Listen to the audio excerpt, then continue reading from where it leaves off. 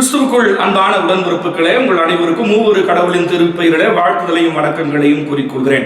இந்த நாள் மார்ச் மாதம் 4ஆம் தேதி புதன்கிழமை. இந்த நாளில சிந்திக்க கொடுக்கப்பட்டிருக்கின்ற தலைப்பு பாதுகாப்புக்கான தெய்வீக தலையீட்டு கனவுகள், ட்ரீம்ஸ் ஆஃப் ப்ரொடெக்டிவ் இன்டர்வென்ஷன். ஆதியாகமம் 20வது அதிகாரம் 1-10 அடங்கிய வரலாற்று நிகழ்வை அடிப்படையாக கொண்டு இந்த நாளின் சிந்தனைக்காக நான் தலைப்பை தெரிந்தெடுத்திருக்கிறேன்.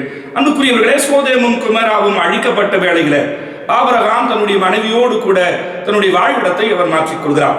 அவ்வேளையில் அவர் கேராரை நோக்கி பயணம் செய்கிறார். கேராரில தன்னுடைய மனைவியோடு கடந்து செல்கின்ற ஆபிரகாம் தன்னுடைய 90 வயது அடங்கிய மனைவியை தன்னுடைய சகோதரி என்று அவர் கூற சொல்கிறார். இது ஒன்றும் அவருக்கு புதிதல்ல. ஆதியாகமம் 12வது அதிகாரம் 10-13 அடங்கிய பகுதியில எகிப்திற்குள்ளாக கடந்து செல்கின்ற போதும் இதே தவறை அவர் செய்கிறார்.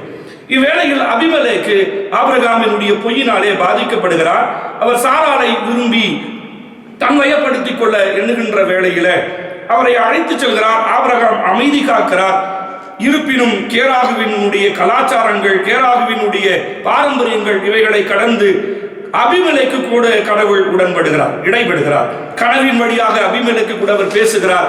அது ஆபிரகாமினுடைய மனைவி என்கின்ற எச்சரிப்பை அவர் தருகிறார். அவன் நிமித்தமாய் நீ சாவை எதிர்கொள்வாய் என்கிற அச்சத்தை அவனுக்கு அளிக்கின்ற வேளையில சாராளை அவன் மீண்டுமாக அனுப்பி வைப்பது மட்டுமில்லாதபடி அவர் ஆபிரகாமோடு கூட உடன்படிக்கையின் உறவை ஏற்படுத்துகின்றார்.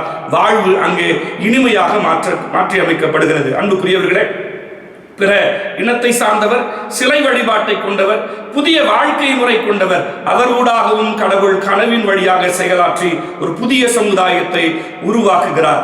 அன்புக்குரியவர்களே, கடவுள் நம்மோடு மட்டுமல்ல, நம்ம அருகில் இருக்கின்ற மக்களோடு கூட பேசுகிறார். அருகில் இருக்கின்ற மக்களோடு பேசுகின்ற ஆண்டவரின் குரலை நீங்கள் கனவில் கேட்டதுண்டா? நீங்கள் கண்ட கனவுகளை ஆராய்ந்து பாருங்கள். ஆண்டவர் உங்களோடு கூட பேசுகிறார்.